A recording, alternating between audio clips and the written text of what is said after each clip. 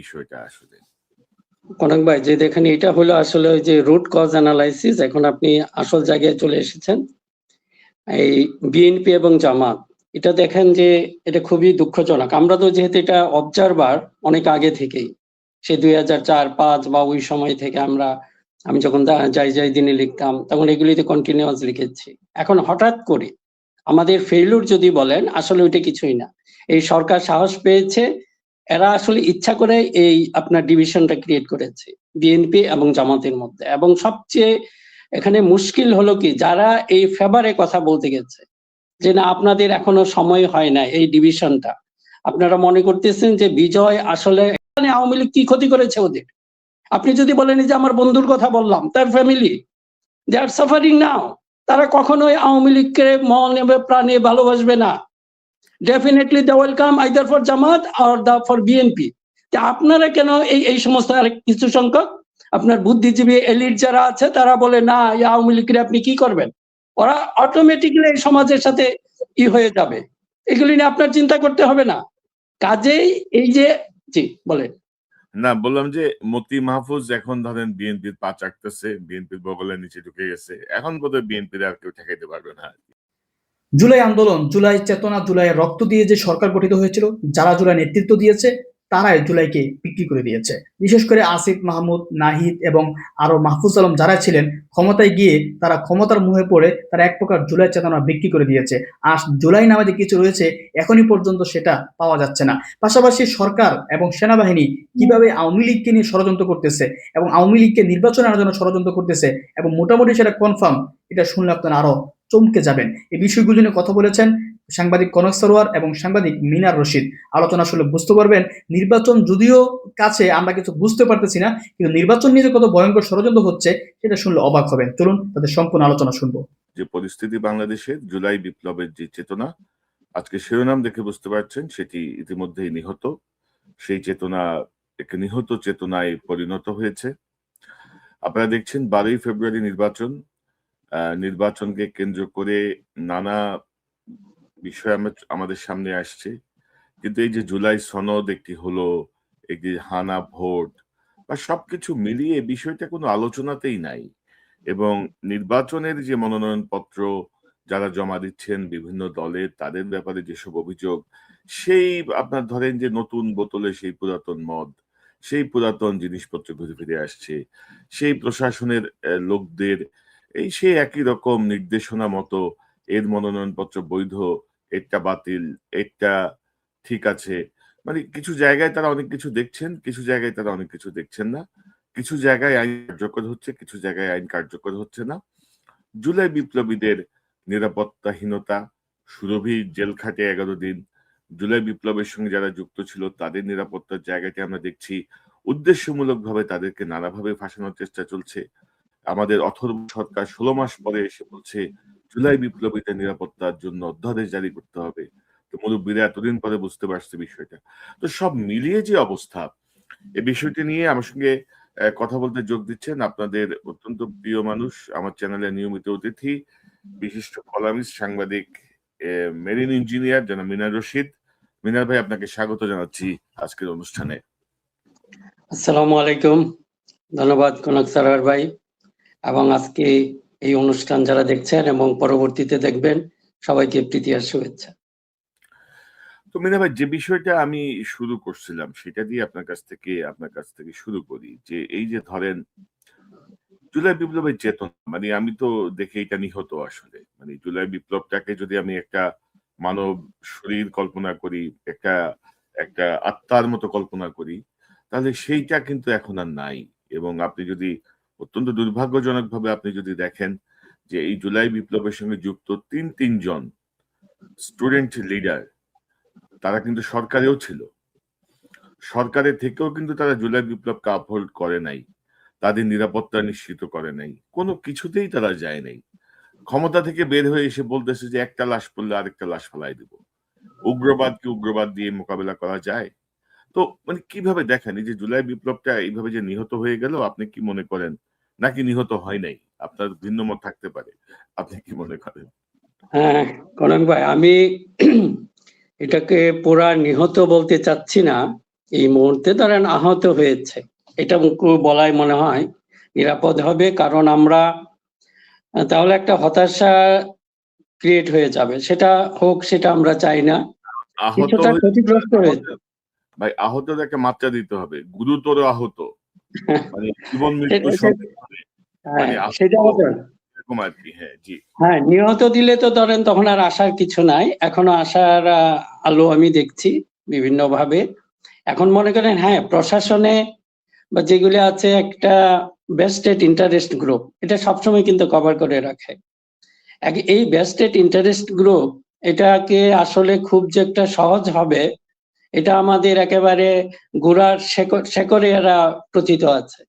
আচ্ছা, আপনি যে খুব হঠাৎ করে এখান থেকে রিমুভ করে ফেলবেন সেটাও সম্ভব না, কিন্তু আমাদের একটা প্রচেষ্টা রয়েছে। আমরা বোধহয় এইভাবে চিন্তা করলে বিষয়টা সহজ হবে, কারণ এই চেতনা তো এমন না যে আপনি যে দেখেন, হয়তো আমাদের এই আলোচনায় আসবে পরবর্তী সময়, আমাদের শহীদ হাদি বলেন, এগুলি কিন্তু কিশোরে, এটা যদি নিহত হতে বা আহত হয়ে যেত বেশি, তাহলে এত রেসপন্স হতো না। কিন্তু এটা দেখা যাচ্ছে এটা সদা জাগ্রত থাকবে, এটা কিন্তু আমাদেরকে একটা মিন করছে, এটা হলো আশার কথা। কারণ যে হাদিকে ধরেন খুব বেশি মানুষ চিনত না, বেশি মানুষ আমি বলবো ওই অর্থে হয়তো 10-15% মানুষের কাছে, সেই হাদি কিন্তু পৌঁছে গেছে এখন প্রায় 100% মানুষের কাছে। কাজে এইটাই জুলাই বিপ্লব জাগ্রত আছে বলে এটা সম্ভব হয়েছে। কাজে এই অর্থে আমি বলছি যে না, এটা এখনো আছে, কিন্তু আমাদের যে এটা সিস্টেমটা এরকম, যেরকম উপদেষ্টার কথা বলছেন, ইনারা যখন সরকারে ছিল এক ধরনের বিহেভ করেছে, কিন্তু আসার পর এখন ফ্রিলি কথা বলছে। দ্যাট মিনস ওখানে কিছু একটা সিস্টেম আছে, ওখানে গেলে হয়তো কথা বলতে পারবে না। এখন এইটাকে আমরা কিভাবে, আমার কাছে মনে হয় যদি আমরা এখনো সম্ভব, এখন এটাকে আমরা কিভাবে মানে কি আরেকটু গতিশীল করব, সেটাই আমরা এইগুলি চিন্তা ভাবনা করতে পারি। কারণ হতাশ হওয়াটা, আপনি হয়তো হতাশার কথা বলতে চাচ্ছেন না, কিন্তু বাস্তবতা হচ্ছে যে জুলাই বিপ্লব আমার দৃষ্টিতে নিহত। আপনি দেখেন যে জাতীয় পার্টি অলরেডি মনোনয়নপত্র সাবমিট করছে।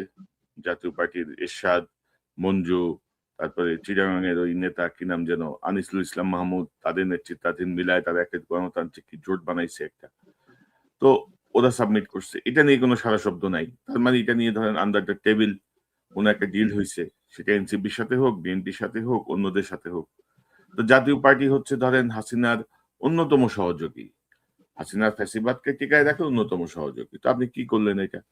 তারপরে ধরেন আমি যদি আপনাকে একটা নিউজ দেখাই, এই যে ওসমান হাদি, শহীদ ওসমান হাদিকে যে যারা হত্যা করছে, যার ব্যাপারে ধরেন পুলিশ ইতিমধ্যে রিপোর্টে দিছে, সেই রিপোর্টের মানে আমি খুব অবাক হয়ে গেলাম। ধরেন এটা হচ্ছে বাংলা নিউজ 24 এর নিউজ, আজকের নিউজ। হাদি হত্যার নির্দেশদাতা বাপ্পি আওয়ামী লীগ আমলে ছিলেন বেপরোয়া, পেটাতেন যাকে তাকে। এই হচ্ছে বাপ্পি। এবং সংবাদের ভিতরে যদি আমরা যাই, জুলাই বিপ্লবীয় ভারতীয় আধিপত্যবাদী ইনকিলাব মঞ্চের আহ্বায়ক শরীফ ওসমান হাদি হত্যাকাণ্ডের নির্দেশদাতা ও পরিকল্পনাকারী হিসেবে ঢাকা মহানগর উত্তর যুবলীগের সাংগঠনিক সম্পাদক ও মিরপুরের 6 নম্বর ওয়ার্ডের সাবেক কাউন্সিলর তাইজুল ইসলাম চৌধুরী বাপ্পিকে চিহ্নিত করেছে মামলা তদন্ত সংস্থা ঢাকা মহানগর পুলিশের ডিএমপির গোয়েন্দা শাখা ডিবি। তো বাপ্পি ও তার নির্দেশে হাদিকে গুলি করা ফয়সাল মাসুদ 17 জন নামে মামলা চার্জশিট করা হয়েছে। তো এই যে বাপ্পি, সে বাপ্পি আগে থেকেই ছিল মাস্তান, আগে থেকেই ছিল গুন্ডা। তো এই অন্তর্বর্তী সরকারের 16 মাসে এই জাতীয় চিহ্নিত অপরাধীদেরকে কি দমন করা যায় নাই? অপারেশন টেবিল হান্ট মানে ঠাট্টা মস্করা তো কম দেখলাম না। সেনাবাহিনী মাঠে আছে আপনার ম্যাজিস্ট্রেসি পাওয়ার নিয়ে। তো কোথায় মানে আমরা কি ফলাফল পাইলাম? আমরা যে সংস্কার করলাম, কোথায় কি সংস্কার হইল? মানে আপনি কিভাবে মানে এখনো আশাবাদী? আমি না কনক ভাই, আমার যে মূল কথাটা হলো যে আমি আপনার সাথে একমত যে এই পরিস্থিতি, এটা তো আমরা সবাই দেখছি, কিন্তু আমরা যদি একেবারে হতাশ হয়ে পড়ি, আমার কথা হলো ওইটাই যে এখান থেকে মূল সমস্যাগুলি বুঝতে হবে। আর এটা তো নো ডাউট যে বর্তমান সরকার যেটা হচ্ছে, এরাই সবকিছু তালগোল পাকিয়ে ফেলছে। এখন এদেরকে আমরা যদি কিভাবে দেখি যে আপনাদের বিপ্লবের চেতনা ধারণ করে, আপনি যদি দেখেন এই সরকারে কারা আছে, একমাত্র ডক্টর মোহাম্মদ ইউনূস এবং দু একজন যে ফেস, তাদের ফেসও আগে আমরা যা দেখেছি এখন একটা ভিন্ন ফেস দেখছি। আর কয়েকজন ওই যে আপনাদের যে স্টুডেন্ট লিডার যারা, তাদের অনেকটা তাদের চকলেট দেওয়া হয়েছে। আমি এটা বলতাম যে এটা একটা বাচ্চাদের চকলেট দিয়ে যেমন মুখ বন্ধ করে রাখে, এক ধরনের এটা ব্যবহার করেছে কিছু ধান্দাবাজ এই সরকারের ভিতরে। এখন আমি এই জন্য বলছি যে আমরা যদি ধরেন পুরা হতাশ না হই, আমাদের এই সিস্টেমকে নিয়ে কিছু কাজ করতে হবে। এটা হয়তো গণতান্ত্রিক সরকারের পক্ষে হয়তো সম্ভব হবে, আমরা আশা করব। এই জন্য আমি এটা বলছি যে তারা যেন এই জিনিসগুলি ধারণ করে। এই যারা পলিটিক্যাল পার্টি যা আছে তাদেরও সমালোচনা ছিল, এই সরকারের বিরুদ্ধে সমালোচনা ছিল। এখন আমরা দেখতে চাই তারা ক্ষমতায় আসার পর তারা কি কাজটা করে। আর আপনি যে জাতীয় পার্টি সম্পর্কে যেটা বলেছেন, আমি তো ফুললি এগ্রি।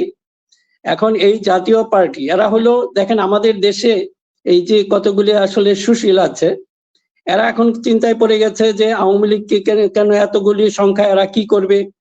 কিন্তু এই একই জিনিস আমরা বারবার বলছি যে আপনাদের যদি হিটলারের দল দেখেন জার্মানিতে, তো তারা কি আবার সুযোগ পাচ্ছে, কিংবা তাদের সহযোগী যারা আছে, এখন এটা কি করবেন?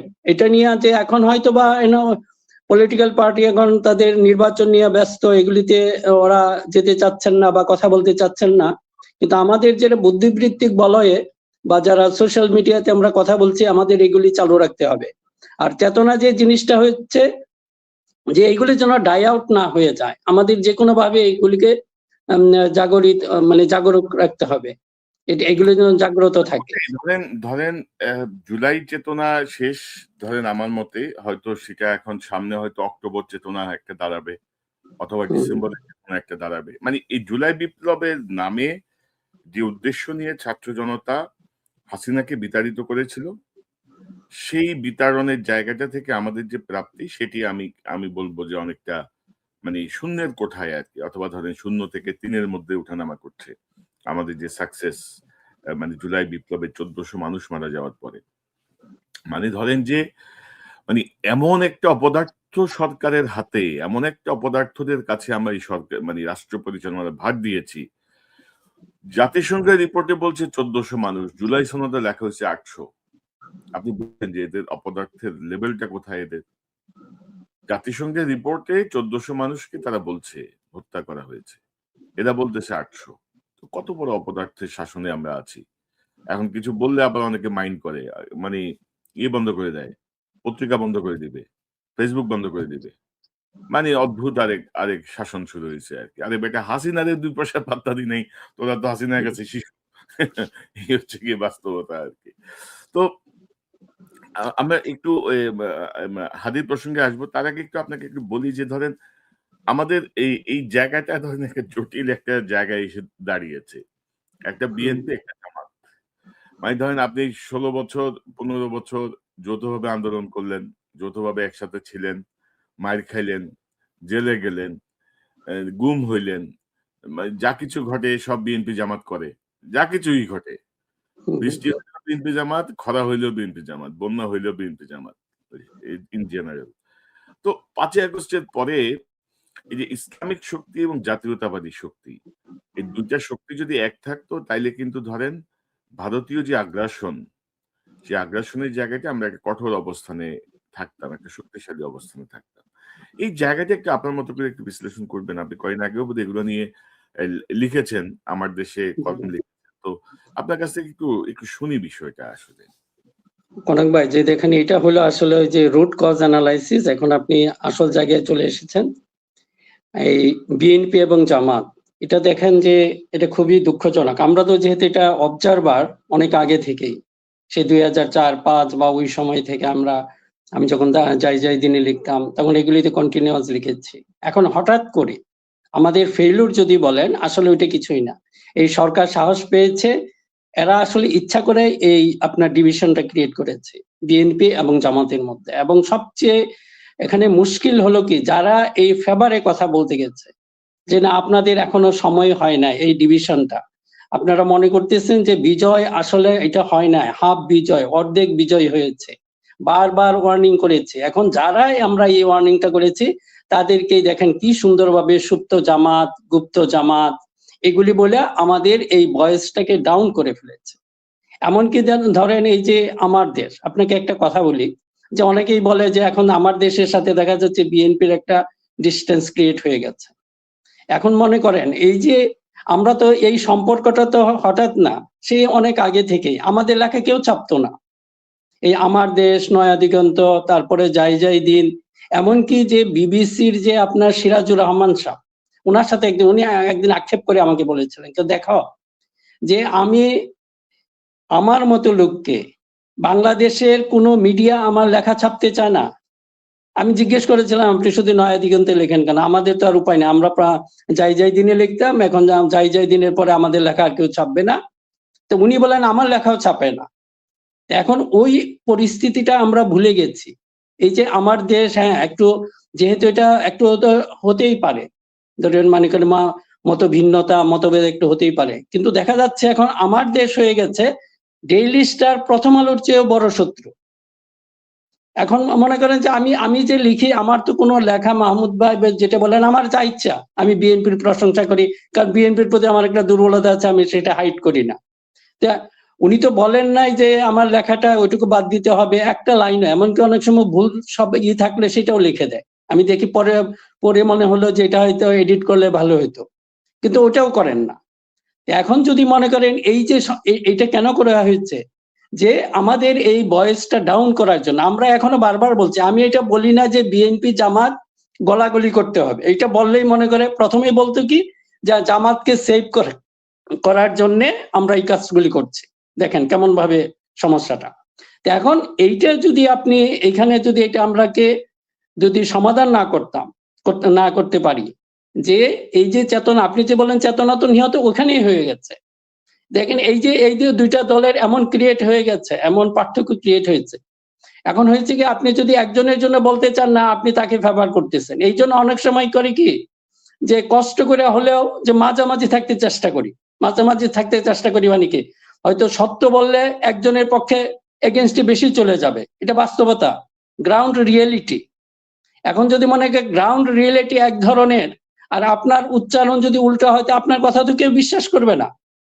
এখন এই কথাটা বোঝানো যাচ্ছে না যে আপনাদের, হ্যাঁ সেটা মনে করেন যে সমালোচনা যেগুলো আছে এগুলি থাকবে, কিন্তু তার উপরে যে আমাদের ভিতরে এই মিনিমাম ঐক্যটা থাকা দরকার। আপনি এই ক্ষেত্রে হয়তো একটু না বললে ঠিক হবে না, তারপরে একটু আশার আলো দেখা যাচ্ছে যে আপনার জনাব তারেক রহমান সাহেব ওই দিন যখন ডাক্তার শফিক গেলেন ওনার মায়ের মৃত্যুর পর সমবেদনা জানাতে, ওখানে কিন্তু খুব সুন্দর একটা কাজ করেছেন উনি কিন্তু ওনাকে ইচ্ছা করলে, উনি তো হোজ, ইচ্ছা করলে উনি হাই চেয়ারে বসে উনি পাশে বসতে পারতেন, কিন্তু ওনাকে হাই চেয়ার শেয়ার করলেন ওনার সাথে। এটা কিন্তু this is a good sign. আপনি যদি এইটা যদি আমরা মেনটেন করতে পারি, এবং ওনাদের প্রতি আমার একটা বিশেষ অনুরোধ থাকবে, আমাদেরকে রাজাকার বলেন, সুপ্ত জামাত বলেন, এখনো বলবো। এই জন্য বললেন যে আমি নিহত, এই জন্য বলতে চাচ্ছি না, চেতনা নিহত হয় নাই, হয়তো একটু সুপ্ত অবস্থায় আছে। আপনারা এইটারে জাগান, না হলে আমাদের অস্তিত্ব কারো থাকবে না। এই যে মনে করেন যে এখন সারা ওয়ার্ল্ডটা যদি পৃথিবীর দিকে তাকান, এই যে আপনাদের ওখানে কি করলে, এক প্রেসিডেন্টকে এবং তার ওয়াইফকে ধরে নিয়ে আসছে, এটা একবিংশ শতাব্দীতে এই ঘটনা ঘটছে। কাজে আবার সেই শক্তির মানে কি জোর যার মূলক তার। এখন এই পরিস্থিতিতে যদি দাঁড়ায় এবং আমাদের মধ্যে যদি অনৈক্য থাকে, তাহলে তো সর্বনাশ হয়ে যাবে। এরকম হয়তো আপনাকে কাউকে হয়তো এরকম তুলে নেওয়ার সাহস করবে না, কিন্তু কাছাকাছি অন্যান্য কাজগুলি তো করতে পারবে।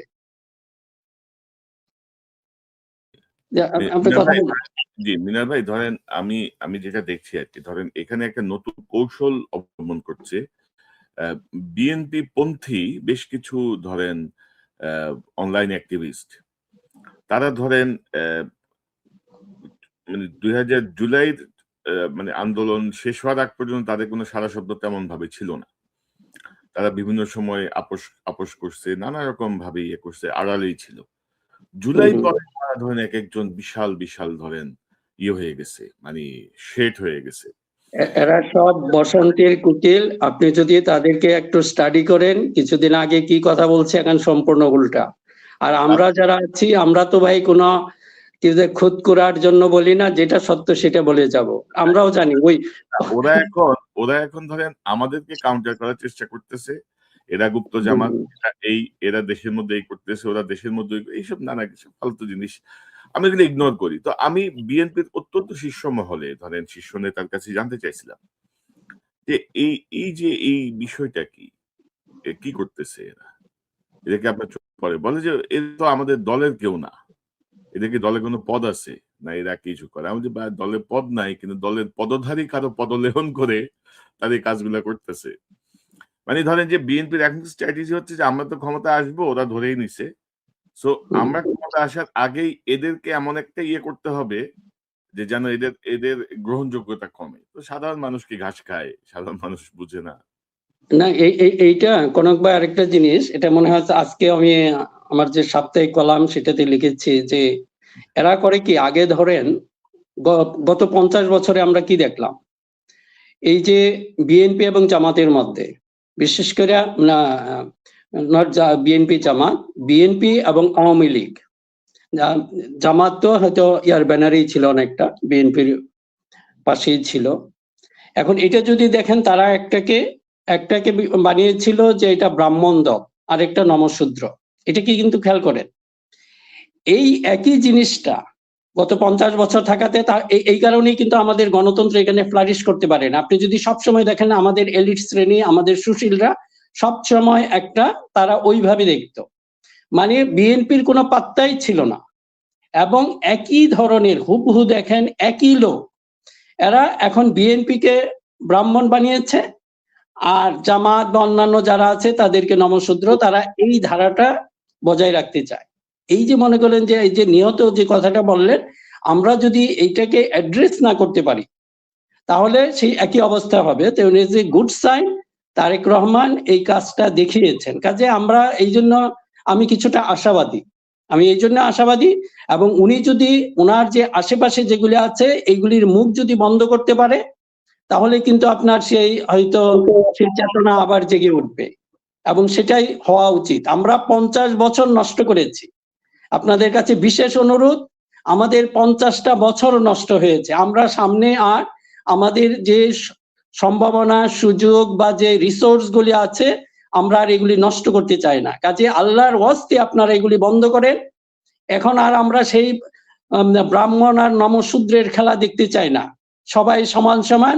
যেই আপনারা হয়তোবা যদি সবচেয়ে ভালো হয় জাতীয় সরকার যদি গঠন করতে পারেন, কারণ এটাতে তারেক রহমান প্রথম বলেছিলেন যে আমরা নির্বাচনের পর জাতীয় সরকার ফর্ম করব, এবং একই কথা কিন্তু ডাক্তার শফিকও বলছেন এখন। কাজে this is a good sign. আমি এই জন্য এইসব কথাগুলি দেখে আমার কাছে মনে হয় this is a positive sign, এবং আমরা হয়তো একটা সামনের সময়টা হয়তো ভালো হতে পারে। এখন যেভাবেই পারে নির্বাচন করে ফেলেন, এখানে তো ফাইটিং হবে।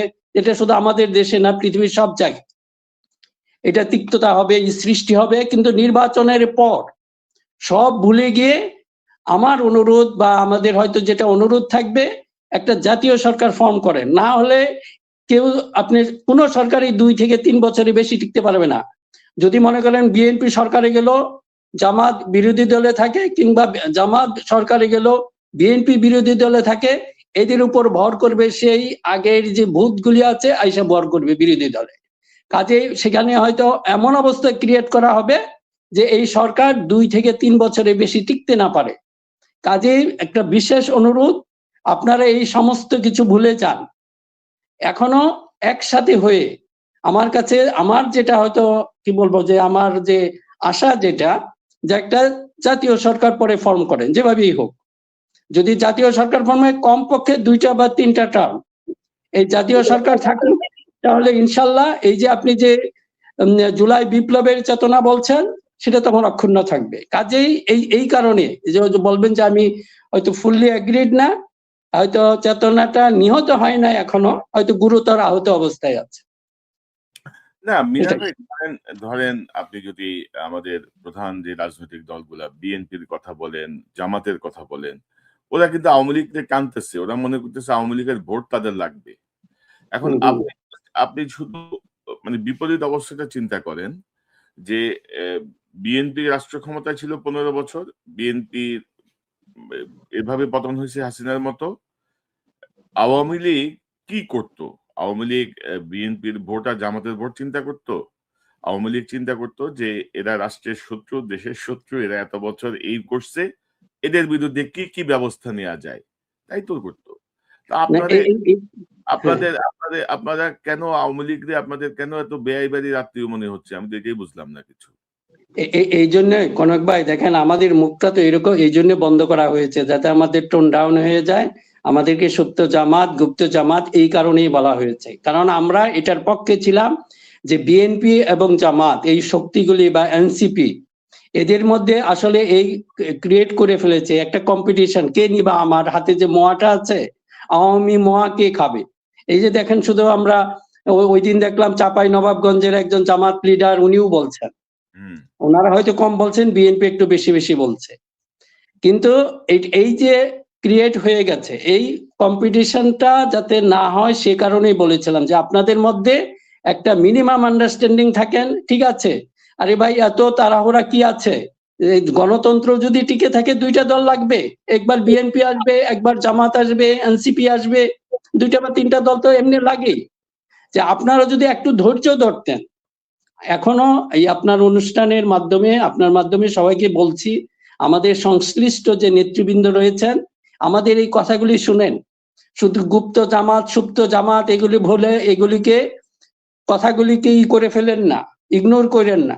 এটা দেশের মানুষ এখনো চাচ্ছে, কারণ আপনাদের মধ্যে এখনো দেখেন নির্বাচনে ওই সমস্ত এখনো আসে নাই, এখনো সময় আছে। আপনাদের মধ্যে একটা আন্ডারস্ট্যান্ডিং হোক অন্তত পক্ষে। না, আমরা আওয়ামী লীগের ভোট বা জাতীয় পার্টির ভোট আমাদের দরকার নাই, ওরা এমনিই দিবে, যদি না আসে না আসুক। আপনারা যদি এরকম একটা আন্ডারস্ট্যান্ডিং এ আসেন, এই জুলাইয়ের চেতনা রক্ষার্থী এই লোকগুলি এতগুলি মানুষ জীবন দিয়েছে, 1400 বা এইগুলি বাচ্চাগুলি জীবন দিয়ে, অনেক বাচ্চা ছেলে জীবন দিয়েছে, এখন এরা কিসের জন্য? আপনারা একটু চিন্তা ভাবনা করেন। এত ক্ষমতার জন্য যদি পাগল হয়ে যান, তাহলে কিন্তু আপনারা কেউ ক্ষমতা পাবেন না, এবং সামনের সময়টা আরো ভয়ঙ্কর হতে পারে। শুধু আমাদের জন্য কি, আমরা দেশে বাইরে আছি, আর যাবো না দেশে, তাই না? কিন্তু এই দেশের মানুষগুলি তো টিকে থাকতে হবে।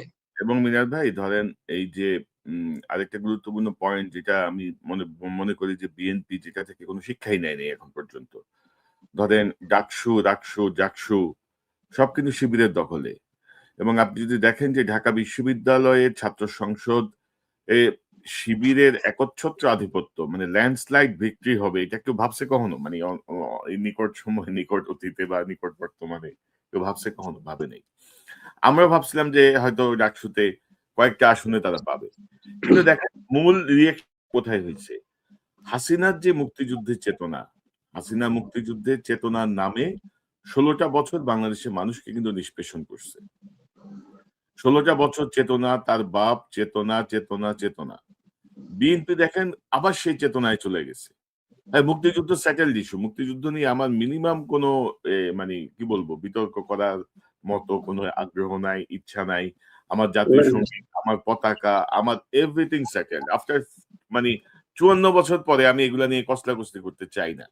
এবং যাদেরকে সম্ভাব্য অপরাধী, যারা গুরুতর অপরাধী ছিল, সব ওই 16ই ডিসেম্বর থেকে 30শে ডিসেম্বরের মধ্যেই প্রত্যেকটা এলাকায় শূন্য হয়ে গেছে। মুক্তিযোদ্ধারাই এদের পানিশমেন্ট যা দেয়া দিয়ে দিছে। পরবর্তীতে হাসিনা সরকারের আমলে আমি যদি বলি যে জামাতের এই 5 জন শীর্ষ নেতৃত্ব যারা মুক্তিযুদ্ধের বিপক্ষে অবস্থান নিয়েছিল, তাদের ফাঁসি হওয়ার কথা না, মানে যে সাক্ষ্য প্রমাণ, তাতেও তারা মৃত্যুদণ্ড দিয়ে দিছে। তো আপনি এখন কি বলছেন এগুলো? আমি তো বুঝলাম না কিছু। আপনি এখন ধরেন মানুষের কাছে যখনই আপনি সেই চেতনার বাণী নিয়ে যান, তখনই মানুষের মনে ওই যে হাসিনার সেই নিষ্পেষণের সেই ভয়াবহ বিষয়টা মাথায় চলে আসে। ঢাকা বিশ্ববিদ্যালয়ের ছেলেমেয়েরা যদি বয়কট করে এই চেতনার স্লোগান, তারপরেও যদি আপনি এটার মধ্যে থাকেন, তাহলে আপনি কোন দিকে যাচ্ছেন? আপনি কি রাজনীতি বুঝতে পারছেন? রাজনীতির মাঠের হাওয়াটা বুঝতে পারছেন? আপনি কি মনে করেন?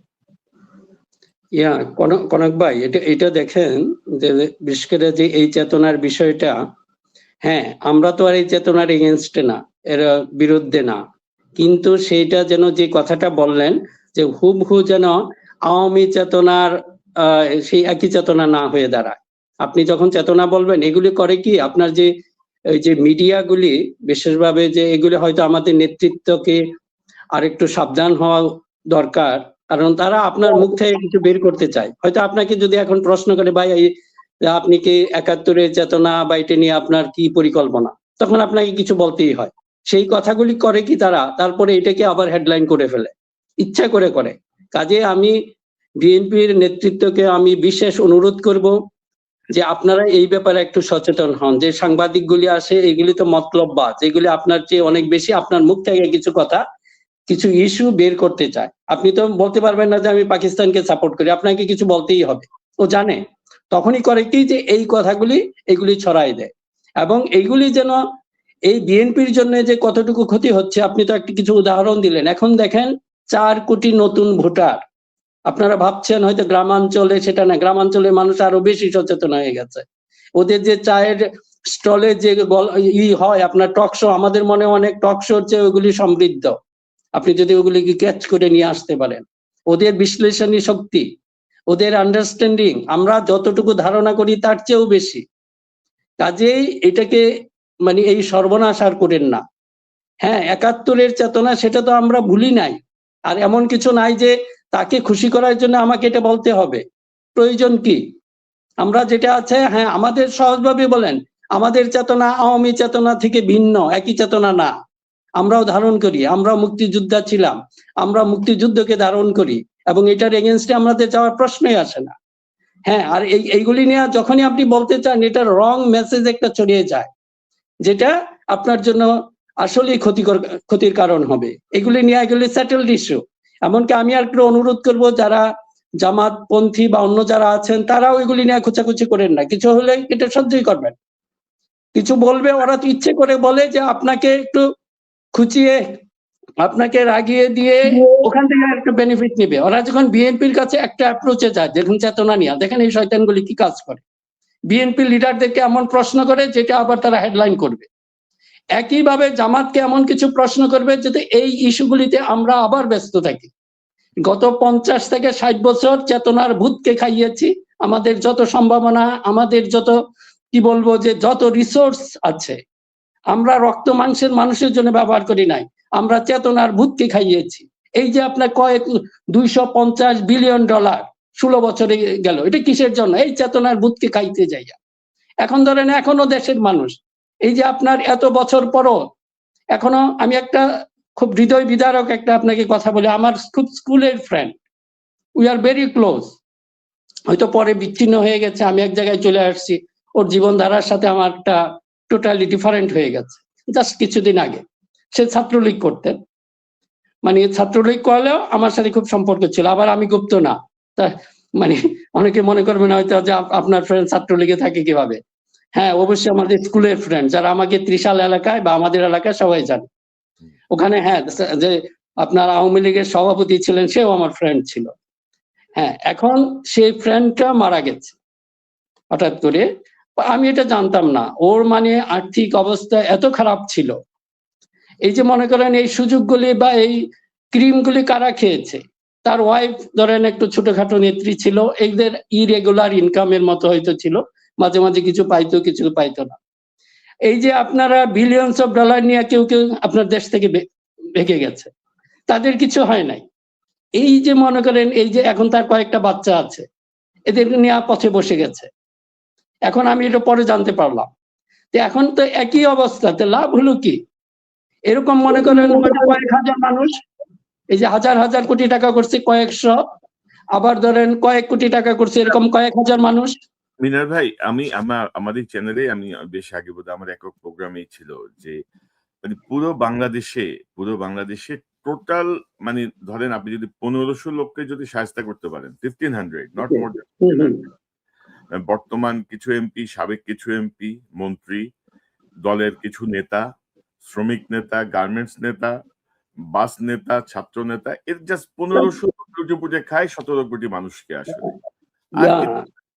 কনক ভাই, সেটাই। এই যে মনে করেন আমরা যদি এখন আবার শুরু করি দুইটা জিনিস, যে আগে যেটা হাসিনা করেছে আমরা সেটাকে ফলো করা ঠিক হবে না। ও গণহারে সবাইকে ধরে, এই যে মনে করেন আমি ছাত্রলীগের কথাটা বললাম, তার ওয়াইফ ছিল নেত্রী। এখন এদেরকে যদি আপনি শাস্তি দেওয়া শুরু করেন, এরা তো আসলে কালপ্রিট না। মূল কালপ্রিট যে কথাটা বললেন 1000 বা অল্প সংখ্যক, আপনি এদেরকে তো কেউ আপনার শাস্তি, কারণ তাদের সাথে আপনাদেরকে এলিট সেটেলমেন্ট হয়ে গেছে, তাদের কিন্তু কিছু হচ্ছে না।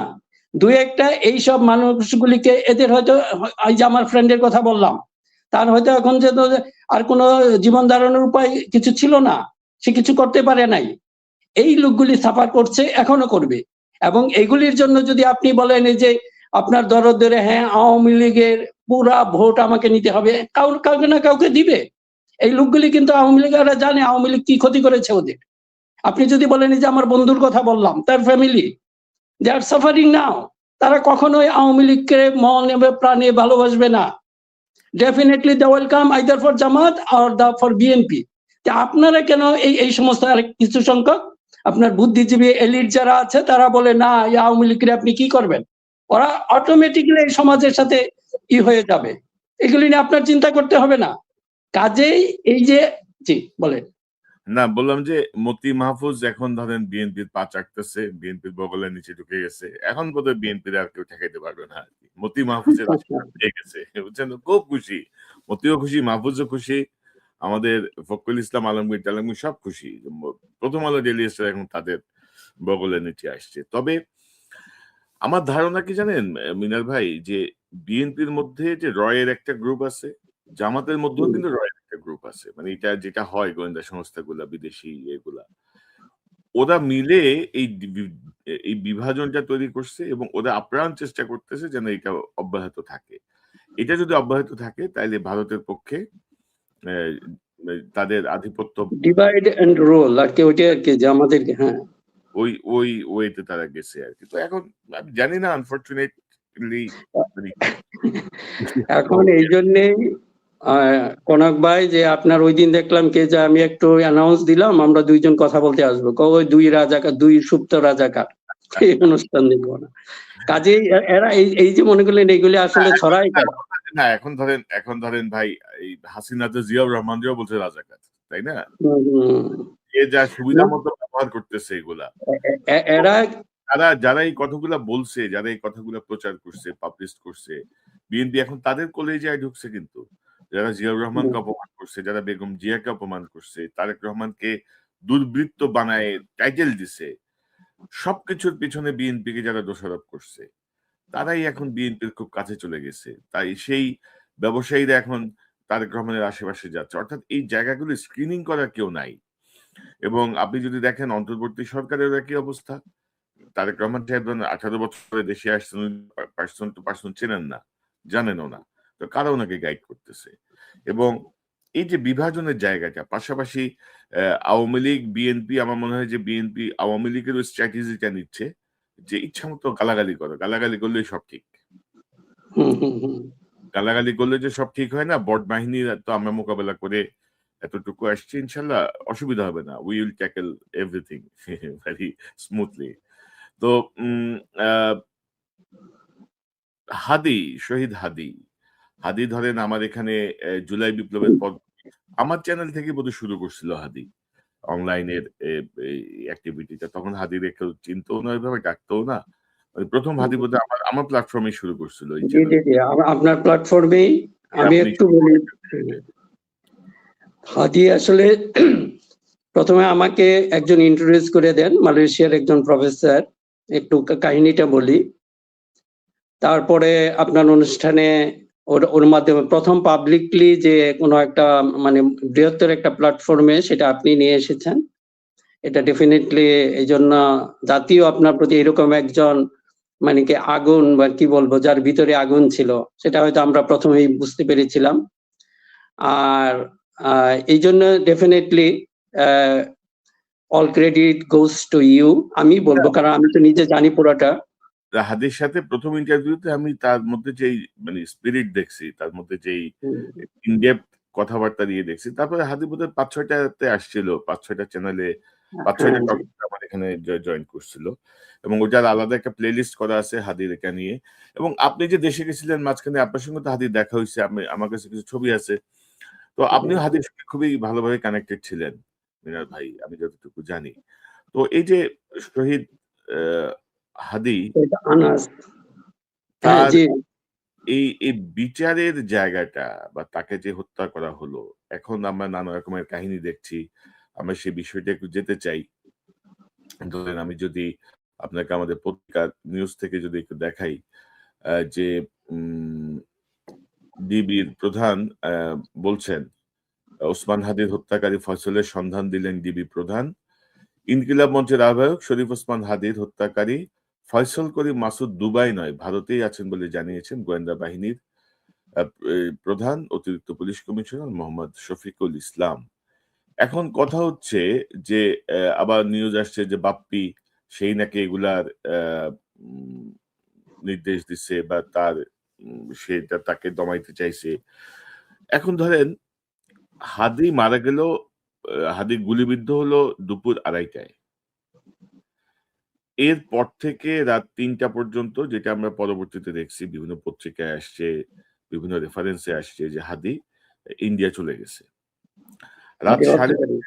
রাত 9:30টায় ডক্টর ইউনুস সকল বাহিনী প্রধানদের নিয়ে বৈঠকে বসছেন এবং তিনি প্রথম যে মন্তব্য করছেন সেটা হচ্ছে যে হাদির হত্যাকারী বা মানে হাদির উপর হামলাকারী যেন দেশ থেকে পালাতে না পারে।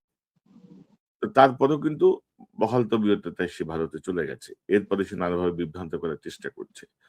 তো এখন ধরেন এই যে 17 জনকে অভিযুক্ত করে একটা চার্জশিট দেওয়া হয়েছে, তার মধ্যে মানে আপনি কিভাবে দেখেন? মানে এই যে জুলাই বিপ্লবীদের নিরাপত্তার জন্য এখন সরকারি 16 মাস পরে এসে আপনার মানে আমি আপনাকে যদি নিউজটা দেখাই তাহলে বোধহয় ভালো হবে। যে এ মানে কি আমি আসলে ভাই এগুলা আসলে কিছু বুঝতেছি না। ধরেন এই নিউজটা অত্যন্ত মর্মান্তিক একটা নিউজ দেখেন। 16 মাস পরে ৮ জন জুলাই শহীদের পরিচয় শনাক্ত, কবরে স্বজনদের আহাজারি। 16 মাস লাগলো ৮ জন জুলাই শহীদের ডিএনএ টেস্ট করে শনাক্ত করতে। মানে জুলাইয়ের সরকার ক্ষমতায়।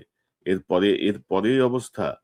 তো এখন মানে আমরা আমরা আমি এগুলো যখন কথা বলতে যাই না, আমি নিজেও খুব ইমোশনাল হয়ে যাই এবং মেজাজ খুব খারাপ হয়ে যায়। আপনি কি মনে করেন?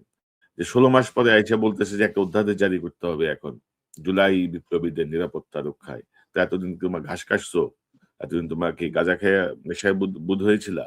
এতদিন মাথায় কাজ করে নাই? কি মনে করেন আপনি?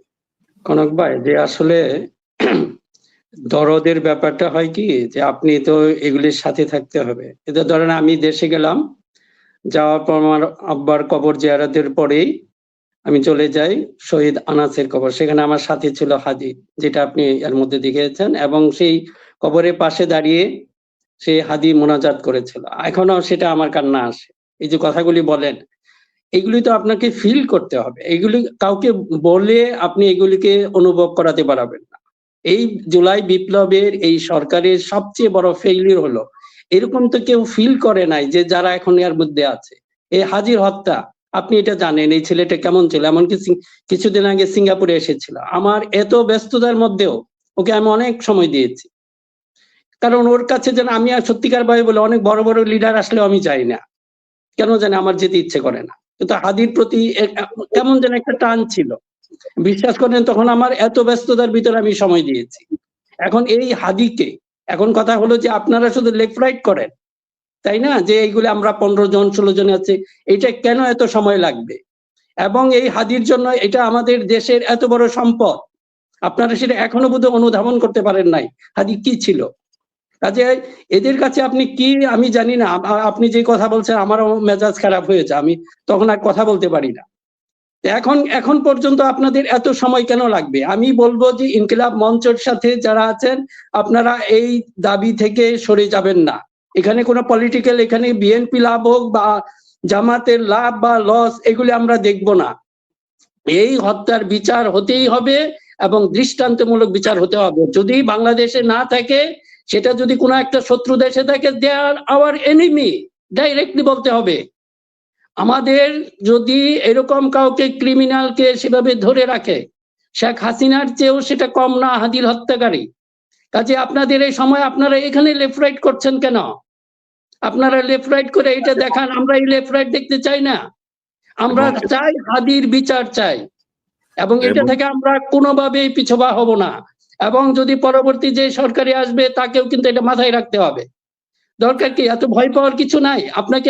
এবং মিনার ভাই ধরেন আমি এই 17 জনের যে অভিযুক্ত করে যে চার্জশিট, সেখানে ধরেন কিছু নাম আছে, কিন্তু ধরেন এই যে যারা হাদির হত্যাকারীকে পালাইতে সহায়তা করলো, এখানে তো গোয়েন্দা সংস্থার লোক আছে, পুলিশের লোক আছে, বিজিবির লোক আছে, একটা সম্মিলিত নেটওয়ার্ক কিন্তু এটা, নাহলে কিন্তু সম্ভব না। আপনি দেখেন যে আড়াইটায় এই ঘটনা ঘটার পরে কোথাও ব্লক রেড হয়েছে, কোথাও রাস্তায় কোনো তল্লাশি হয়েছে, কোথাও কোনো রেড অ্যালার্ট হয়েছে, কোনো কিছুই তো হয়নি।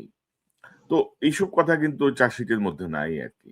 মানে এক ধরনের আই ওয়াশ, যেহেতু ইনকিলাব মঞ্চ যেহেতু আন্দোলন করে অবস্থা বসে আছে শাহবাগে, তাদেরকে এক ধরনের আই ওয়াশ করা হচ্ছে। তো মানে আমি আসলে আপনি হয়তো আশাবাদী হতে পারেন। যে কথাটা আমি বলছিলাম ওই নিউজটা একটু দেখাই। এই যে এটা 5ই জানুয়ারির নিউজ, গতকালকে নিউজ। জুলাই যোদ্ধাদের দায় মুক্তি ও আইনি সুরক্ষার উদ্যোগ, উপদেষ্টা কমিটির বৈঠক। এবং এখানে বলা হচ্ছে জুলাই যোদ্ধাদের দায় মুক্তি ও আইনি সুরক্ষা দিতে অধ্যাদেশ করার উদ্যোগ নেওয়া হয়েছে। অধ্যাদেশের খসড়া তৈরি করতে আইন মন্ত্রণালয়কে অনুরোধ করা হয়েছে। তো এখন এই যদি হয় অবস্থা, 16 মাস পরে এসে আপনি যদি খসড়া করার সিদ্ধান্ত নেন, তো আপনি কি ঘাস কাটছেন ভাই এতদিন? কি ছিলেন? আপনাদের বসাইলো কারা? কেন বসছেন ক্ষমতায়? কি আরাম পাইছেন ক্ষমতায়? কি করলেন? এটার জবাবদিহি কেউ করবে? এরা শুধু এনজয় করে গেল, জাস্ট খালি কয়েকদিন 2 বছরের জীবনেও হয়তো কোনো নর্মাল প্রসিজারে এরা এই জায়গায় আসতে পারতেন না, জাস্ট এরা এনজয় করেছে, এখন মানুষকে আইওয়াশ করে।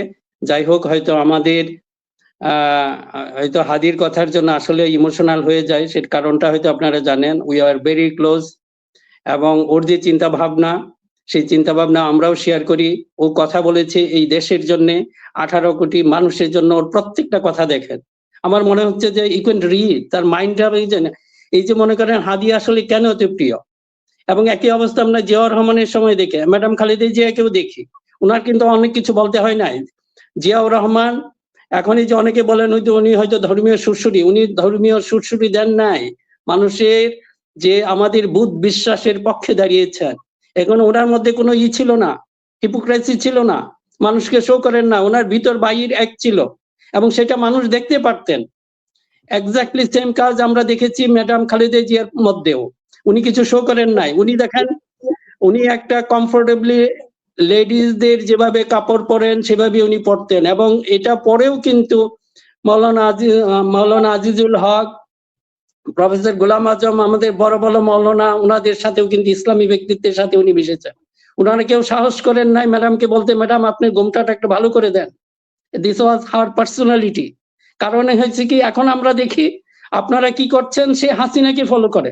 আপনার মনে করেন নর্মাল অ্যাপিয়ারেন্স আছে, আপনি টুপি পরেন না, তা আপনাকে কেন টুপি পরে পাবলিকের সামনে যেতে হয়? এটা তো হাসিনার পলিসি, এটা ম্যাডামের পলিসি না, এটা জিয়াউর রহমানের পলিসি না। জিয়াউর রহমানকে কখনো দেখতে পারবেন না নামাজ পড়ে এগুলি ডিসপ্লে করেছেন। ওনার মতো মনে হয় ধার্মিক আমার চিন্তা মতো খুব কম আছে, কিন্তু উনি কখনো এগুলি ডিসপ্লে করেন নাই। ডিসপ্লে করেছে শেখ হাসিনা। এখন আনফরচুনেটলি দেখা যাচ্ছে যে আমাদের লিডাররা শেখ হাসিনাকে ফলো করছেন। আপনারা ফলো করেন জিয়াকে, আপনারা ফলো করেন ম্যাডামকে। ম্যাডাম কিন্তু দেখেন অনেক শক্ত কথা বলেছেন। এই যে জিয়াউর রহমান আল্লাহর উপর পূর্ণ আস্থা ও বিশ্বাস, এইটা সংবিধানে এনেছেন। এটা কিন্তু সাহসের প্রয়োজন ছিল, কাউকে শো করার জন্য করেন নাই। এজন্য তাকে টুপি মাথায় দিয়ে মুসলমান হিসাবে তাকে দেখাতে হয় নাই। মানুষ জানে তার ইমান, তাকে ভিতর দেখতে পারে। কাজেই আপনাদের প্রতি অনুরোধ, এই জিনিসগুলো একটু বুঝতে চেষ্টা করেন, মানুষের নার্ভ বুঝতে চেষ্টা করেন, মানুষ আসলে কি চায় সেটা বুঝতে চেষ্টা করেন। আমরা যারা বলছি তাদেরকে সুপ্ত জামাত, গুপ্ত জামাত, আরে ভাই আমি যদি গুপ্ত জামাত সুপ্ত জামাত হলে ওলিউল্লাহ নুমান ভাইয়ের মতো তো কোথাও একটা নমিনেশন নিয়ে নিতাম। আমার কেন এখনো কথা বলতে হয়? আমি দেশের জন্য কথা বলি, আই ডোন্ট বদার যে আপনারা কি বলেন। আমার মনে হয় না যদি আমি কোথাও যেতাম আমরা ওইরকম একটা দুইটা সিট হয়তো করতে পারতাম, হয়তো জামাত হয়তো দিতে খুশি হয়। তো এখনো যদি সিট না নিতে এখন আর গুপ্ত জামাত কেন থাকবো? আমরা এই কথাগুলি বলছি, এগুলাতে যায় আসে না, এগুলো হচ্ছে ধরেন না, এইগুলি কেন বলছি কনক ভাই, যে টোন ডাউন করে দেয়, আমাদের কথাগুলো একটু গুরুত্ব দেন, এগুলি শুনতে চেষ্টা করেন, কারণ আমরা মানুষের কথা বলি, মানুষের মনের কথা বলি, তাই না? আপনাকে সেগুলি শুনতে হবে। এইগুলি কোনো ভং ধরার প্রয়োজন নেই। এই ভং ধরতো শেখ হাসিনা, আমরা সেই শেখ হাসিনার ইজম, তার কোন স্টাইল আমরা আর দেখতে চাই না। যা করবেন সম্পূর্ণ খোলাখুলি করেন, তাই না? Right. এই যে মনে করেন, হ্যাঁ, এই সুযোগটা এরা পেয়েছে এই কারণেই। আপনাদের ভিতরে এখনো, কারণ এই যে কথা বললাম, হাদিকে সহজে মানুষ পড়তে পারতো, তার মন পড়তে পারতো, জিয়াউর রহমানের মন পড়তে পারতো, বেগম জিয়ার মন পড়তে পারতো। কাজে আপনারা ডিফিকাল্ট হয়েন না, জনগণ যেন আপনাদেরকে ডিফিকাল্ট না মনে করে। আর তারেক রহমানকে এখনো বলি না, he has shown some positive sign, we are happy. আমি সত্যিকার হ্যাপি এবং আমি সেটা প্রশংসা করেছি। আমি এটা ভয় পাই না যে প্রশংসা। না, ধরেন তারেক রহমান সাহেবের ধরেন এই যে দেশে ফেরার পর থেকে এ পর্যন্ত আমি যে বিষয়গুলো দেখলাম তাতে ধরেন আমার মনে হচ্ছে যেন তিনি একটা গুণগত পরিবর্তন আনতে চাচ্ছেন, যেটা উনি আগেও চেষ্টা করছিলেন। বিএনপি যখন 2001 সালে ক্ষমতায় ছিল তখনও তিনি শেখ মুজিবুর রহমানের কবর জিয়ারত করছেন যাওয়ার পথে। মানে উনি কিন্তু পজিটিভ লাইনেই ভাবার চেষ্টা করেন। কিন্তু আপনি যদি দেখেন এই যে ধরেন ওনার সাথে ঢাকা বিশ্ববিদ্যালয়ের ভিপি সাদিক কায়ুম ডাকসু দেখা করলো, এটা নিয়ে কিন্তু ধরেন বিএনপির চুলবুল বুদ্ধিজীবী আছে না কিছু, চুলকানি শুরু হয়ে গেছে। কেন দেখা করলো? সে তো এই বলেছে, সে তো ওই বলেছে, কেন দেখা করলো? এই শফিক সাহেব দেখা করলো, এটা নিয়ে আরেক চুলকানি। মাহমুদুর রহমান দেখা করলো, এটা নিয়ে আরেক চুলকানি। মানে ধরেন যে তার দলের ভেতরের লোকজন, মানে আমার ক্ষতি করার জন্য কিন্তু বাইরের লোকের থেকে আমার ভিতরের লোক, আমার বন্ধুই যথেষ্ট আমাকে আমার সর্বনাশ করার জন্য। আমার সঙ্গে আমার শত্রুকে হয়তো আমি চিনি, আমার বন্ধুকে তো আমি শত্রু হয়তো ভাবি না। সেই কিন্তু ধরেন আমার শুভাকাঙ্ক্ষী সেজে সর্বনাশ গুলা করতেছে। আপনি দেখেন তারেক রহমান সাহেবের সাথে সাদিক কায়ুম, মাহমুদুর রহমান, শফিক সাহেব প্রত্যেকটা বৈঠক নিয়ে বিএনপির লোকজন যারা মনে করতেছে যে আমরা তারেক রহমান মানে আমার আর কি, আমার গড, এরকম একটা অবস্থা, তাদের খুশি করার জন্য তারা কিন্তু যে বিরুদ্ধচারণ করছে, এটা কিন্তু তারেক রহমান সাহেব আসলে উনি যেভাবে ভাবছেন কতদিন এইসব প্রভাব থেকে দূরে থাকতে পারবেন, সেটা একটা চিন্তার বিষয় আমার মধ্যে কাজ করছে। তো না, হ্যাঁ কনক ভাই, যে এটা এই পজিটিভ দিকগুলি এই জন্য আমি বললাম যে এটা পজিটিভ না যে শুধুমাত্র জামাতের জন্য, এটা ওনার একটা ইনক্লুসিভ যে চিন্তা ভাবনা, এটা ভালো, কারণ এটা আসলে দায়িত্ব নিতে হবে। আরেকটা জিনিস চিন্তা করেন, আপনি যদি যখন একটা প্রাইম মিনিস্টার বা প্রধানমন্ত্রী হলেন তখন কিন্তু আপনাকে একটা শপথ নিতে হয়। শপথের বাক্যগুলি কি? আমি রাগ অনুরাগের বশবর্তী হইয়া এমন কিছু করব না।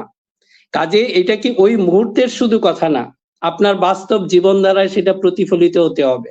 যে হ্যাঁ, আপনার ভিতরে আসলে আপনি জামাতকে দেখলে আপনার মাথা, ওই যে শেখ হাসিনা নাকি ধার্মিক মানুষ দেখলে সে খেপে যেত, এরকম হলে তো আপনি কাজ করতে পারবেন না। এমনকি শুধুমাত্র প্রাইম মিনিস্টার না, খেয়াল করে দেখেন আমাদের প্রত্যেক যারা মন্ত্রী হন তাদেরও শপথ নিতে হয়, তাদেরও একই কথা উচ্চারণ করতে হয়। কাজে আপনি যখন মন্ত্রী হবেন, যে কোনো দলেরই হন, সে আপনি জামাত থেকে মন্ত্রী হলেন, তা আপনি বিএনপি কে দেখলে যদি আপনার রাগ অনুরাগ জেগে ওঠে, তাহলে তো you are not fit for this post. কাজেই আমার কাছে বিশেষভাবে অনুরোধ থাকবে, শুধুমাত্র যারা প্রাইম মিনিস্টার হবেন তারাই না, যারা মিনিস্টার হওয়ার নিজেদেরকে, এইটা একটা যোগ্যতা। আজকে যদি দেশের মানুষ সচেতন হতো, আপনারা এগুলি প্লে করতে পারতেন। আমি শুধু বিএনপি কে বলছি না, জামাতেরও অনেকের দেখি যে এমন মন্তব্য করে, মনে হচ্ছে যে বিএনপি পেলে উনি মনে হয় একেবারে হিটলারের ইয়াতে ঢুকিয়ে ফেলবেন। জানি যে একটা ছিল না, যেটা হিটলার করতেন, এরকম ফার্নেসের মধ্যে ঢুকিয়ে ফেলবেন। একই অবস্থা বিএনপিরও। মানে আপনাদের এই অবস্থা কেন? কাজে আপনার যদি এই অবস্থা থাকে, তাহলে আপনি শুধু ওই মুহূর্তে শুধু যদি শপথ বাক্য বলেন আমি রাগ অনুরাগের বশবর্তী হয়ে কিছু করব না, সেটা তো আপনি আসলে পারবেন না। কাজে এইসব লোক তো, আপনি তো মিনিস্টার, এটার উপযুক্ত না। কাজে যারা শপথ করবেন ওই যোগ্যতা সম্পন্ন, ওরকম মানসিকতা মাইন্ডসেটের মানুষই আর ওখানে যেতে হবে। আজকে যদি আমরা যে কথাটা বলছি যে নলেজ বেস সোসাইটি যদি আমরা প্রতিষ্ঠা করতে পারতাম, তাহলে মানুষকে নিয়ে আপনারা এই খেলগুলি খেলতে পারতেন না। কাজে তারেক রহমান যেটা হয়েছে, ডাক্তার শফিক যে বলছে you are the next prime minister, কাজে আমরা আপনাদেরকে সেভাবেই দেখতে চাই। এই যে আপনাদের আশেপাশে যে চামচার দল ফর দ্য গড সেক এদের কথা শুনেন না। আপনাকে সেটা শো করতে হবে। আপনি যদি প্রাইম মিনিস্টার হন, আপনার যে বিরোধী পক্ষ, আপনার যদি বিএনপি থেকে হন, জামাত যে থাকবে বা অন্য দল যে থাকবে, তাদের প্রতি আপনার সুবিচার করতে হবে। তা না হলে you are not fit for this post. না, এবং মিনার ভাই, আপনি যেটা বলছেন যে আমরা প্রত্যাশা করব যে যারা শপথবদ্ধ হবেন রাষ্ট্রীয় দায়িত্বের শপথ নেয়ার জি। আগে, তাদের আশেপাশে যেন ওই জাতীয় ক্রিমিনাল গুলো না যেতে পারে। সামনে যে নির্বাচন আছে, সম্ভাব্য নির্বাচন, এখনো বলবো সম্ভাব্য নির্বাচন, কারণ প্রশাসন যেভাবে যা করছে তাতে যে কোনো সময় অনেক কিছুই ঘটে যেতে পারে, আশঙ্কার জায়গা এখনো আছে। তো নির্বাচনে জনগণ যেন, মানে যে দলেরই হোক, বিএনপি হোক, আওয়ামী লীগ হোক, স্বতন্ত্র হোক, জনগণ যেন চিহ্নিত দুর্বৃত্ত চক্রকে যেন ভোট না দেয়। সে যত বড় দলের যত বড় নেতাই হোক, তাকে যেন প্রত্যাখ্যান করে। আওয়ামী ঘনিষ্ঠ লোকজন যেন প্রত্যাখ্যান করে, চোরদের যেন প্রত্যাখ্যান করে, দুর্নীতিবাজদের যেন প্রত্যাখ্যান করে, ঋণ খেলাপি যারা আছে তাদেরকে যেন প্রত্যাখ্যান করে। কারণ এই জাতীয় বদমাশ চক্র কিন্তু আবারও নমিনেশন পেয়ে গেছে বড় বড় দল থেকে। তো স্পেসিফিক্যালি আমাদের আহ্বান যে কোনো মার্কা দেখে ভোট দেওয়ার কিছু নাই, ব্যক্তি দেখে ভোট দিতে হবে। এটা হচ্ছে বাস্তবতা। মানে মার্কা দেখে আমি ভোট দিয়ে দিব, নো, ব্যক্তি দেখে আমাকে ভোট দিতে হবে। এটাই হোক জুলাইয়ের যেই নিভু চেতনা, সেই চেতনার আলোকে বললাম আর কি। আপনার শেষ কথা শুনতে চাই। হ্যাঁ, কনক ভাই, আপনি যে আসলে ইঙ্গিতটা দিয়েছেন যে হয়তো আমাদের নির্বাচন কি হবে এখনো আমরা বুঝতে পারছি না, তো আমি অনুরোধ করব, এটা নির্ভর করবে এখন জাস্ট দুইজন ব্যক্তি। আমি খুব এটারে শর্ট করে ফেলি, যেটা ছিলেন আমাদের জনাব তারেক রহমান এবং ডাক্তার শফিক। এই দুইজন যদি আসলেই ঠিক থাকে, আপনাদের প্রতি জাতির অনেক আশা ভরসার জায়গায় আপনারা আছেন। এখন যদি মনে করেন যে এই যে প্রশাসনের কথা বলছেন, এইগুলি তো আসলে কি বলবো, অলরেডি স্পয়েলড প্রশাসন। এখন এরা আপনাদেরকে হয়তো বিভিন্ন বুদ্ধি বাতলাবে, এটা সেটা আমারও কানে আসছে, আপনারও কানে আসছে, যে হয়তো এমন কিছু করবে, আপনাদের সহজ রাস্তা দেখিয়ে দিবে, for the God sake don't do it, এদেরকে ফলো করেন না, আপনাদের দরকার নাই। এই চামচাদের এরা করবে কি, নিজের একটু সুবিধার জন্য আপনাকে বিভিন্ন রাস্তা দেখিয়ে দিবে যে আপনি এইভাবে পাশ করেন, অসুবিধা কি? তারেক রহমান যদি পাশও না করে সমস্যা কি? আপনি বিরোধী দলে বসবেন, এই অ্যাটিটিউড দেখান, তাহলেই মানুষ আপনাকে টেনে নিবে, টেনে সেই জায়গায় বসিয়ে দিবে। কাজে আপনি যদি মনে করেন যে কোনো ভাবে আপনাকে জিততে হবে, তাহলে এইগুলি কিন্তু গোপন থাকবে না। আজকে জানি না এই কথাগুলি আপনার কানে যায় কিনা, এগুলি কখনো শেখ হাসিনাই তো পারে নাই। শেখ হাসিনা এত কিছু করার পরে এগুলিকে গোপন রাখতে পেরেছে। কাজে আপনি মনে করেন না, আপনি যত চালাকির মাধ্যমে যেই হোক, আমি একজনকে বলছি না, যে পক্ষই হোক, যদি এটা করেন সেগুলি গোপন থাকবে না, এবং যে ক্ষতিটা পরে নিজের করবেন ওখান থেকে আর উঠতে পারবেন না।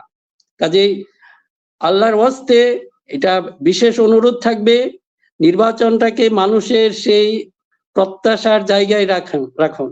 এটা নিজে যেভাবে হয়েছে এটা যেন না হয়। জি, মিনা ভাই, আপনাকে অসংখ্য ধন্যবাদ আপনার মূল্যবান অংশগ্রহণের জন্য। অনেকদিন পরে নিশ্চয়ই আপনি নিয়মিত আমরা আপনাকে পাবো। আপনাকে অসংখ্য ধন্যবাদ। ইনশাআল্লাহ। দর্শক, এতক্ষণ যারা অনুষ্ঠান শুনলেন, নিশ্চয়ই আপনি এই আলোচনা মর্মার্থ উপলব্ধি করতে সক্ষম হবেন। আবার আহ্বান, 12 ফেব্রুয়ারি নির্বাচন, ভালো লোককে ভোট দিন, কোনো মার্কা ফার্কা দেখার কিছু নাই। কোনো ঋণখেলাপি, চোর, দুর্বৃত্ত, আওয়ামী ঘনিষ্ঠ, এসালামের আত্মীয় স্বজন, বংশ পরম্পরায় বসংবদ, এগুলারে অ্যাভয়েড করেন। বাংলাদেশটাকে রক্ষা করতে হবে। ওই নেতাদের হাগাড়ম্বর দেখে আমাদের কিছু যায় আসে না। আমাদের দেশ আমাদেরকে ঠিক করতে হবে। জুলাই বিপ্লবের যেই নিহত চেতনা, প্রায় নিহত, মিনার ভাই মনে করছেন যে পুরোপুরি নিহত, গুরুতর আহত, তো সেই জায়গাটা থেকে অন্তত এটা আমাদেরকে করতে হবে। জুলাই বিপ্লবীদের নিরাপত্তা নিশ্চিত করা, তারা যেন কোনো রকম হয়রানি না হয় সেটার ব্যবস্থা করতে হবে। পাশাপাশি জুলাই বিপ্লবের এই চেতনাকে নিয়ে যেসব বৈষম্য বিরোধী নেতারা আবার ফায়দা লুটেছে, তাদেরকেও কিন্তু ছাড় দেওয়ার কোনো সুযোগ নাই। এবং এর মধ্যে আমি বলবো যে আসিফ মাহফুজ যারা সর্বশেষ দিন পর্যন্ত ক্ষমতায় ছিল নির্বাচনের তফসিলের, তাদের ব্যাপারে আরো কড়া অনুসন্ধান দরকার। কারণ তারা জুলাই বিপ্লবটাকে আসলে শেষ করে দিয়ে এখন আবার এসে লাশ ফেলে দিবে, নানা রকমের মস্কামস্কি করার চেষ্টা করছে। তাদেরকে কোনোভাবেই ছাড় দেওয়ার কোনোই সুযোগ নাই। এবং আপনাদেরকে আবার আহ্বান জানাবো, আপনারা আপনাদের জায়গা থেকে সঠিক সিদ্ধান্ত নিন। এবং আমি মনে করি বাংলাদেশের সাধারণ মানুষ অনেক বেশি রাজনীতি সচেতন। তারা তাদের সিদ্ধান্ত যথাযথভাবেই নেবেন এবং তারেক রহমান সাহেবের আশেপাশে এখন যেসব চামচা বাহিনী, বিএনপি নামে যেসব মানব বট বাহিনী নানা অপপ্রচার চালাচ্ছে, সেই জায়গাটা থেকে আমার মনে হয় যে উনি ওনার যেই ধারায় চলছেন, সেই জায়গাটা তিনি অক্ষুণ্ণ রেখে যদি এগোতে পারেন, তাহলে হয়তো আমরা নতুন কোনো আলো দেখার প্রত্যাশা করতে পারি।